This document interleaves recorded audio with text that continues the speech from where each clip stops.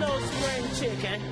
I've seen some things in my time. Donna Brazile this morning destroys Debbie Wasserman Schultz. I also had the privilege of speaking to Hillary Clinton, and she thanked me for my service. There's much more where that came from, including another bombshell involving Bernie Sanders. I think it's fair to say that no one is more disappointed than I am. Do you feel you were cheated out of the election, Mr. Sanders? I feel pride and gratitude for this wonderful campaign that we built together.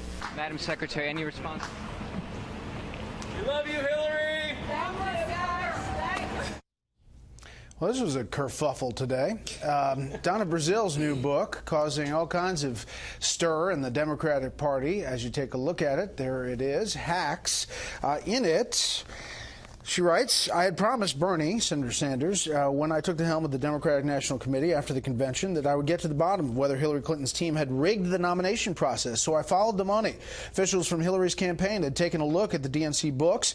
Obama left the party $24 million in debt. Hillary for America, the campaign, and Hillary Victory Fund, its joint fundraising vehicle with the DNC, had taken care of 80% of the remaining debt in 2016, about $10 million, and had placed the party on an allowance. The campaign had the DNC on life support, giving it money every month to meet its basic expenses, while the campaign was using the party as a fundraising clearinghouse.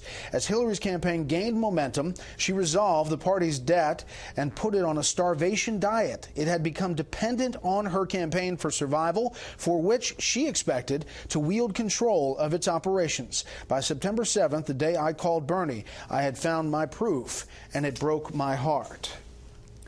Whew. All right, back with the panel. Jonah. Yeah, I've known Donna Brazile for 25 years. Whatever interpretation people have of Donna Brazile, I think there are three obvious takeaways in this. First of all, Barack Obama left the Democratic Party a hot mess.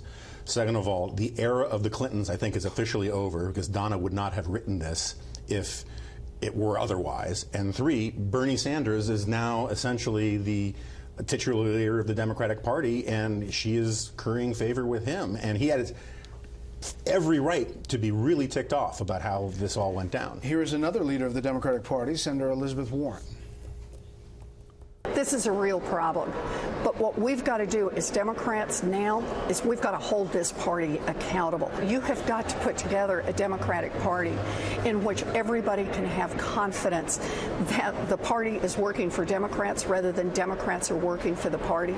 And he's being tested now. This is a test for Tom Perez. Do you agree with the notion that it was rigged? Yes. Okay. Well, this is what people in the Bernie camp and the senator himself felt all along. The Victory Fund actually is not news. We were all aware of it. I wrote about it in 2016. It was pretty much a way of the Clinton campaign to put the boot on the neck of the state parties and the national party to sway it to her and to marginalize Bernie, to have the most influence and make the state parties that were cash-strapped dependent on her. The actual paperwork, the agreement that Donna Brazile reveals, really, it's quite vicious. She was literally gangster style running the entire party. So it's ugly. But Jonah's right.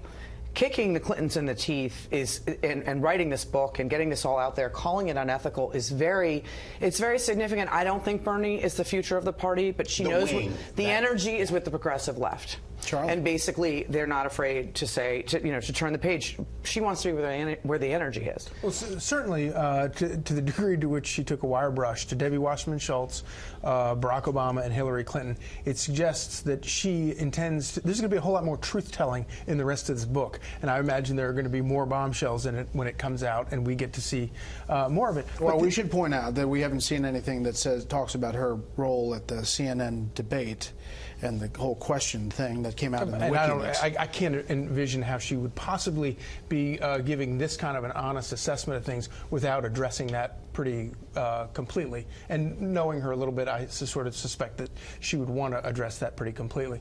But it is sort of amazing to sit here and think, we have 3 Watergate-level scandals going on right now involving the Clintons. With the Uranium One thing, we found out that that her campaign paid for Kremlin disinformation against Donald Trump after having lied about it, and now we find out that she basically hijacked the DNC long before she got the nomination, and I'm sure there are illegalities there where she was funneling money through her campaign into or through the DNC into her campaign.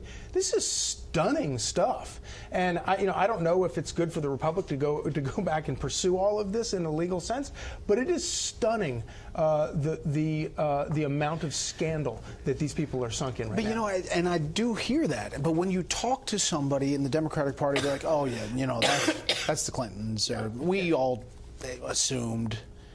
But every time you see a revelation, it's like, wait a second. Yeah, no, I mean, who among us is shocked that the Clintons were corrupt and cut corners? I disagree that Uranium One is Watergate level, but I also do think that, the FEC says that you have to have fair primaries, I assume somewhere in their regulations. So they could be in actual violation of law and some serious trouble.